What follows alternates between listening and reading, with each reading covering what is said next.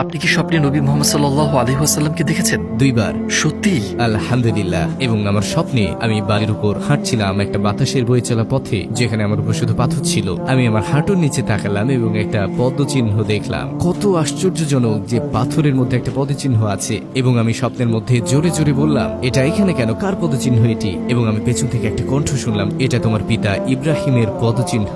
আমি বললাম, আমার বাবার নাম ইব্রাহিম নয়। তিনি বললেন, নবী ইব্রাহিম। আমি ঘুরে দাঁড়ালাম এবং সুবহানাল্লাহ, তিনি সেখানে ছিলেন, রাসূলুল্লাহ সাল্লাল্লাহু আলাইহি ওয়াসাল্লাম। আমি তার কাছে পৌঁছানো ঠিক আগে আমি চাচ্ছিলাম হাঁটু গেড়ে বসে তাকে আলিঙ্গন করতে, কিন্তু স্বপ্ন শেষ হয়ে গেল। তো আমি সেই স্বপ্ন থেকে জেগে উঠলাম তাকে আবার স্বপ্নে দেখার আকাঙ্ক্ষা নিয়ে। এবং বহু বছর পরে আমি দেখলাম, এবং আমি মরুভূমিতে ছিলাম আর দূরের দিকে দেখলাম তিনি আমার হাত ধরে বললেন, আমি চাই তুমি আরো মানুষের সাথে দেখা করো। তিনি বসে পড়লেন আর আমি ঠিক তার পাশেই বসলাম। তারপর তিনি বললেন, এখানে দেখো, এখানে আছেন আবু বকর সিদ্দিক। তিনি বললেন, আর এখানে আছে উমর ইবনে আল খাত্তাব, এবং এটা উসমান বিন আফফান, আর এটা আলী বিন আবি তালিব। তারা সবাই তোমাকে ভালোবাসে। এটা ছিল আমার জীবনের অন্যতম সেরা স্বপ্ন।